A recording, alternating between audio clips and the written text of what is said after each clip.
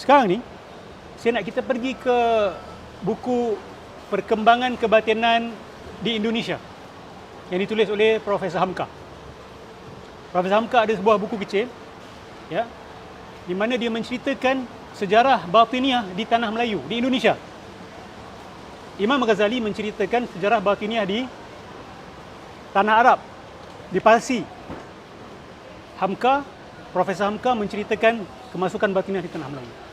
Dan dia membawa contoh beberapa buku-buku yang sebiji macam apa yang diceritakan oleh Imam Al-Ghazali dalam kitab dia Fadail Al-Batiniyah. Kita buka sikit.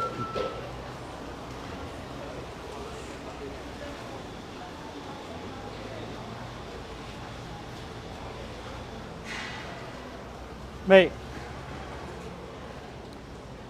Puak-puak ni dengan kelucahan memang tidak boleh dipisahkan. Okay? Sebab bila manusia ni dia nak menghina satu sama lain, penghinaan yang paling rendah sekali adalah lucah. Betul tak? Adalah kelucahan. Okay? Selain minta maaf kata babi ataupun anjing, dia akan alat kelamin. Kau macam alat kelamin, kau macam ni. Betul tak? Itu penghinaan yang paling rendah sekali lah. Betul?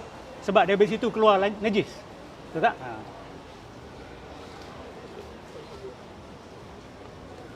Okey.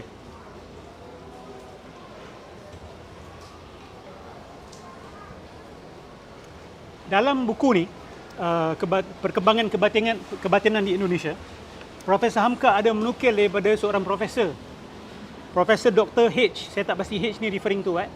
H. Rashidi. Okay, H. Rashidi. Dia membuat kajian tentang falsafah kejawen. Falsafah kejawen. Dan kejawen ni kita tahu adalah aliran Jawa kuno yang cuba berasimilasi dengan Islam. Dia tak mahu terima Islam sepenuhnya dan dia tak boleh nak tolak Islam sepenuhnya. So dia terpaksa syncretizekan, campur aduk. Tak banyak beza dengan apa yang Konstantin buat dengan agama yang dibawa oleh Nabi Isa. Akhirnya terhasillah satu agama dipanggil sebagai agama Kristian. Betul? Dia masih nak simpan elemen-elemen ataupun ciri-ciri paganism. Dan dia juga nak agama yang dibawa Nabi Isa sebab apa? Sebab sudah berkembang. Dia tak boleh nak tolak sepenuhnya. Sebab politically it's suicide. It's a political suicide.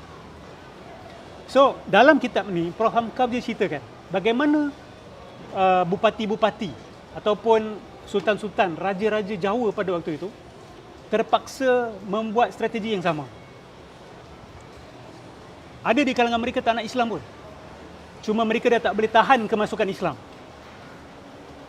Jadi kalau mereka tetap berdegil, tak nak appear as a Muslim, rakyat akan tolak. Bila rakyat tolak, dia akan hilang kuasa, dia akan hilang tahta. Jadi apa mereka buat? Campur aduk. Jadi apa? Dia boleh sedapkan hati sebelah kanan, sedapkan hati sebelah kiri. Yang kanan tengok dia, dia masih macam kita. Yang kiri pun tengok dia, dia dah macam kita juga. Okey? Tapi kesetiaannya bukan kepada agama. It's just to preserve dia orang punya political survival. Okey? Preserve dia political survival. Dan ni strategi licik yang jahat. Yang tidak jujur. Dan orang-orang macam ni lah sebenarnya yang merosakkan agama.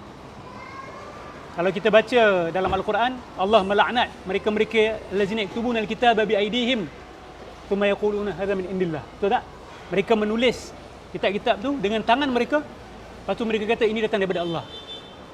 Siapakah mereka itu? Mereka adalah golongan-golongan yang tak boleh nak terima agama Allah, tapi tak boleh nak tolak 100%. Jadi dia bercampur, dia tambah, dia buang. Dan golongan inilah yang Allah laknat, malaikat laknat, nas ajma'in laknat. Sebab apa? Mereka punca kesesatan. Mereka lah buka pintu punca kesesatan. Orang jahil yang datang selepas itu, baca Bible, baca kitab-kitab yang telah diubah, mereka tersesat jalan. Sebab apa? Ada satu orang yang tak boleh terima wahyu, tapi tak nak tolak berterus terang, akhirnya dia potong sana potong sini. Orang datang kemudian tersesat kerana mereka dan terputus hubungan dengan Allah, terputus hubungan dengan syariat Allah. Ini bahaya syirik. Awak tukar channel sehingga orang terputus hubungan dengan syariat. terputus hubungan dengan halal haram, terputus hubungan dengan wahyu Allah Subhanahu wa taala. Ini jahatnya kesyirikan. Dia putuskan jalan awak. Dia divertkan, dia ubah map awak. That is syirik. Adik nak faham kenapa syirik ni begitu bahaya? Adik nak masuk hutan, adik ada map yang betul. Ustaz datang, map ni salah, tukar. Dan map tu menyesatkan you. Dahsyat tak? Jahat tak? Dia tak bunuh you. Dia tak bakar you. Dia tak curi duit you. Tapi dia tukar peta you. Sampai you tersesat dekat dalam hutan rimba. Mungkin harimau baham you, mungkin you masuk dalam gaung, mungkin you tersesat sampai mati. So itu kejahatan. Okay? So, Profesor Rashidi dalam kitab ni menyeraikan 3 kitab. Dan kitab-kitab ni bukan kitab lama. Awal abad ke-19 ataupun abad ke-20. Nearly 100-200 years ago je buku-buku ni. Dia bercerita berkenaan dengan usaha sebahagian orang-orang yang tak boleh terima Islam, tapi dia ambil sikit dan dia buang sikit dan dia menghina Islam secara langsung, bukan secara tak langsung, secara langsung. Dengan cara apa? Menafsirkan istilah-istilah penting Islam seperti mana yang dibuat oleh Ahmad Laksmana. Tak ada kaitan langsung. Tak ada kaitan langsung. Contoh saya kata buku. Dalam ajaran saya, buku itu bermaksud menghantuk kepala anda 3 kali di dinding. Itulah buku dalam ajaran saya. Okey? Cawan, cawan lagi, favorite ni. Cawan bermaksud memandu dengan laju, contoh. Okey? So awak rosakkan bahasa dulu. Rosakkan bahasa, awak putuskan hubungan murid-murid awak dengan keilmuan rasmi by cutting the language or linguistic connection. Itu yang Imam Ghazali sebut dalam Fadail Batiniyah. Dia putuskan adal dengan madlul. Putuskan bahasa daripada makna dia. So once you ubah perkataan daripada makna dia, you can say anything you want. Lepas tu baru you rosakkan, you dah putuskan perkataan daripada makna, akal dah tak boleh berfungsi dengan betul. I cannot talk to you anymore if the word that you use is different from what I mean. Betul? So dia putuskan makna dia dulu. Pengikut dia jadi merapu kan? Merapu. Sebab tu dia orang tak boleh faham apa kita cakap. Sebab dia orang tak ada kamus pun. Dia orang sesama sendiri pun dia orang tak boleh faham apa. Saya kata rasa. Saya rasa apa awak cakap. Bukan saya faham apa tau. Rasa. Rasa. Tengok muka kan. Sedap aku tengok muka dia ni. Betul lah ni. Ni wali ni. Muka dia ni aku tak berapa suka. Misai dia, Ustaz Nur misai dia tebal sangat ni. Tak sedap. Hari ni jauh daripada Tuhan kan.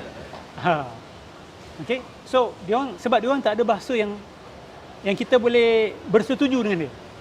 Lain-lain pemikiran, lain-lain guru, lain makna dia. Bahasa ni kalau roboh, agama akan roboh. Setuju tak? Setuju. Bahasa roboh, boleh faham Quran tak? Kalau semua kamus dalam bahasa Arab ni, dalam dunia ni dalam bahasa Arab diubah, awak boleh faham Quran tak? Tak boleh. Bismillah, bi bukan makna dengan. Bi dah bermaksud burung kasuari contoh. Kan? Sin, isim bukan makna nama lagi dah. Dah ditukar kamus. Agama akan roboh sekali. Bijak tak orang? Dia pergi kepada akar dia sekali. Dan akal tak boleh berfikir tanpa bahasa. He cannot think properly without language. Now he is thinking with language in his mind. Betul tak? Apa ustaz ni cakap? Apa ustaz ni cakap? 3 perkataan tu. You remove that word, you cannot think. Nampak? So, pecahkan bahasa, you pecahkan akal sekali. Pecahkan bahasa, pecahkan akal, pecahkan agama. Equal tu, agama roboh. Agama hancur. Sebab tu aliran batinah ni paling bahaya. Dia bukan robohkan agama, dia robohkan tamadun. Dia robohkan kehidupan manusia. Dia menghancurkan kehidupan manusia. Sebab tu dia berkawan rapat dengan ganja. Berkawan rapat dengan dadah dan sebagainya. Sebab dia nak menghancurkan terus kemanusiaan itu. Destroy humanity. Destroy a human being. Okay?